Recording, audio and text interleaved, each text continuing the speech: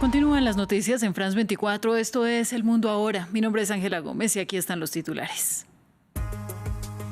Terminaron en Arabia Saudita las negociaciones entre responsables estadounidenses y rusos sobre el conflicto en Ucrania.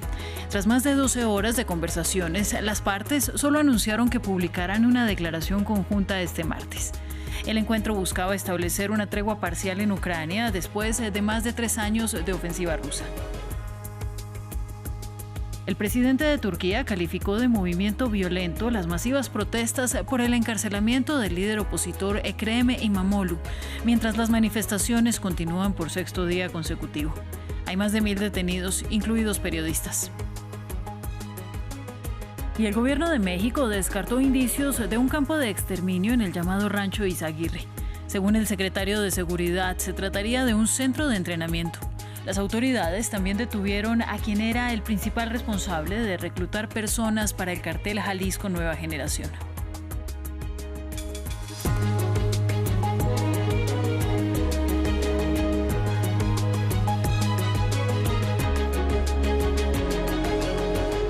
Vamos a las noticias. Finalizó la reunión entre las delegaciones de Estados Unidos y Rusia en Arabia Saudita.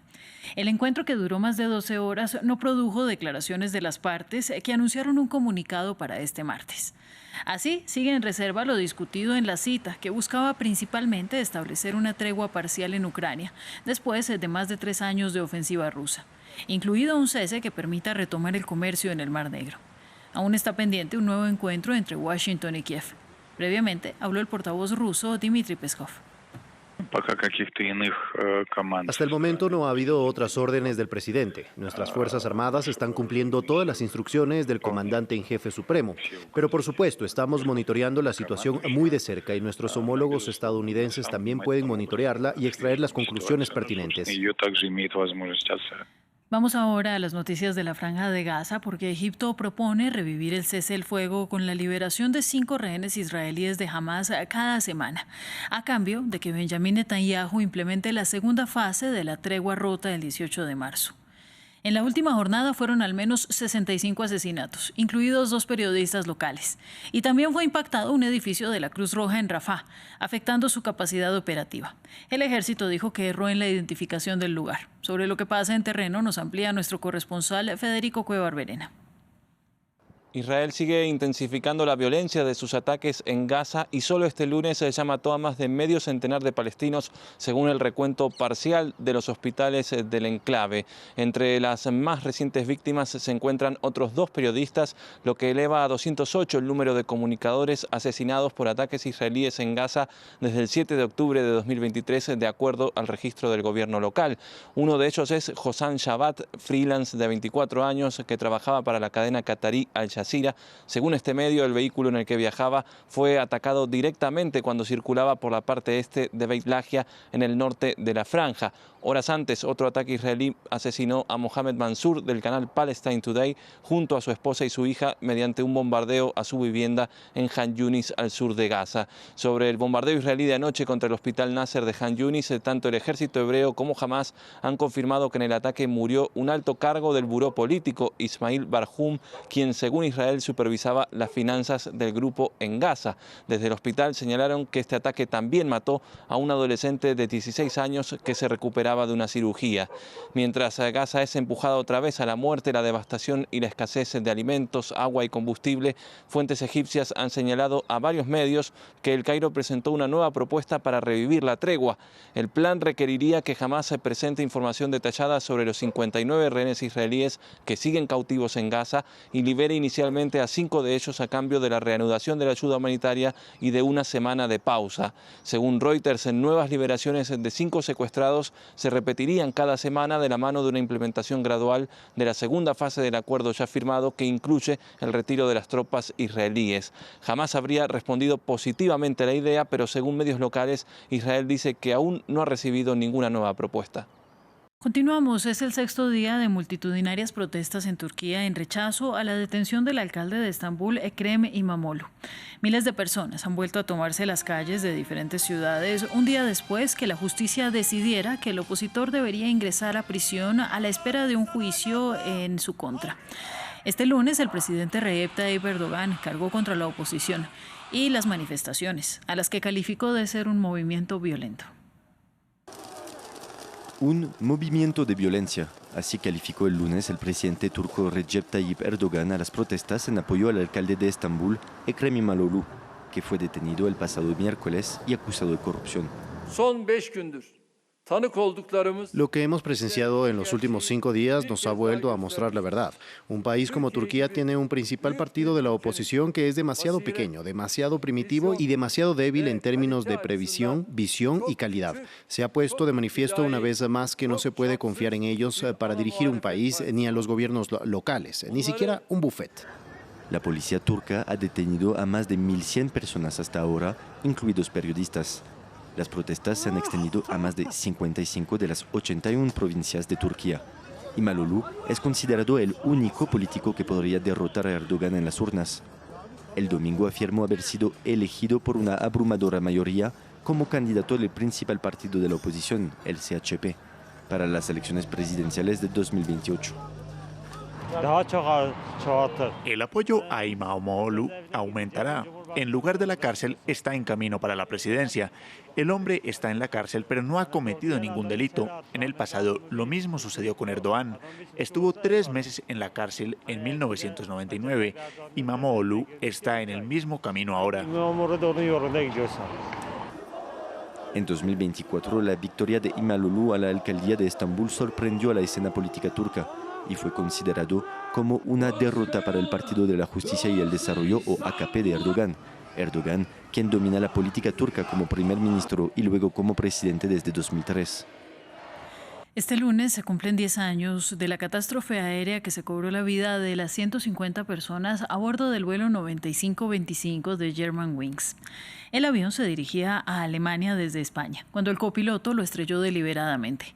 Hoy se celebraron varios actos conmemorativos, entre ellos uno en Le Vernet, Francia, la ciudad más cercana al lugar del siniestro. Todos los detalles están en el siguiente informe.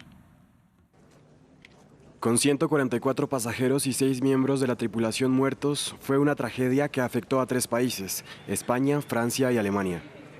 La mañana del 24 de marzo de 2015, el A320 de Germanwings partió de Barcelona y nunca llegó a su destino, Düsseldorf, en Alemania. Según los investigadores, el avión fue derribado deliberadamente por el copiloto Andrés Lubitz. Sin embargo, los grupos de víctimas quieren que se aclaren las circunstancias de la catástrofe.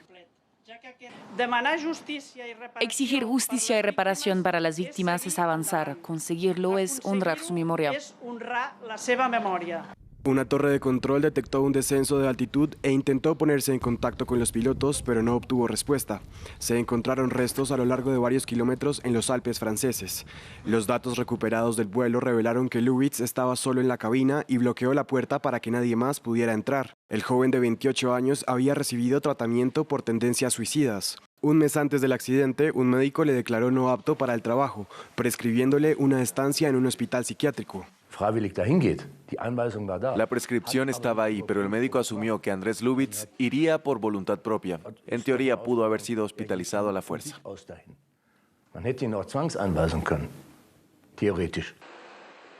El accidente ha generado cambios en varias normativas relativas a la vigilancia médica y la presencia en las cabinas de pilotaje. Los familiares de las víctimas han pedido con insistencia un cambio legislativo a escala europea para mejorar la comunicación entre los organismos de seguridad social y las compañías. Por primera vez, el famoso actor francés Gérard Depardieu se enfrenta a un tribunal de París y a 2 mujeres que le acusan de agresión sexual. Se trata también del caso más destacado de la era Me Too de Francia, que pone a prueba al sistema judicial, frente a quien fuera uno de los actores más conocidos del país. Este juicio de 2 días de duración estaba previsto inicialmente para octubre, pero se aplazó debido al estado de salud del actor. Lea Aurel tiene los detalles.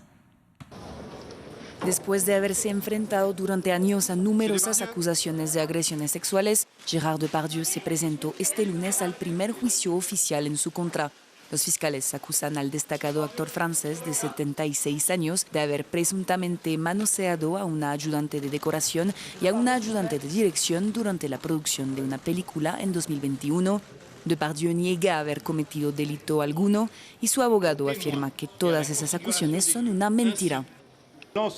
Estos actos, estas investigaciones, el tribunal y los abogados de las partes civiles han hecho todo lo posible para que no se lleven a cabo. Se negaron a llevarlas a cabo. Nosotros, sin embargo, las llevamos a cabo y se las entregaremos al tribunal. Y a partir de este momento, la verdad será evidente y la verdad está de nuestro lado. Frente al Tribunal de París, decenas de manifestantes también estaban presentes para mostrar su apoyo a las dos demandantes en este día de apertura del juicio contra uno de los monumentos del cine francés. Queremos demostrar que no porque le hayan puesto en un pedestal no puede caerse de él. Por eso es importante que hoy haya una fuerte movilización en apoyo a las víctimas y sobre todo para que él responda de sus actos. Es importante que la justicia se ocupe correctamente de este caso. El caso se considera un posible punto de inflexión para el movimiento Me Too en Francia. De ser declarado culpable, Gérard Depardieu podría enfrentarse a una pena de hasta 5 años de cárcel y una multa de 75.000 euros. Y en México, este lunes, el gobierno de Claudia Sheinbaum señaló que no tiene indicios de que en el llamado Rancho Izaguirre haya un campo de exterminio. El secretario de Seguridad indicó que se trataría de un campo de entrenamiento que servía al cartel de Jalisco Nueva Generación. También se informó sobre varias detenciones en relación con este caso, entre ellas las del principal responsable del reclutamiento de personas para el grupo armado. Ampliamos desde Ciudad de México con nuestro corresponsal Juan Carlos Aguirre. El secretario de Seguridad de México, Omar García Harfuch, aseguró que todas las investigaciones apuntarían a que el Rancho Izaguirre habría sido un campo de entrenamiento y no de exterminio operado por el cártel Jalisco Nueva Generación.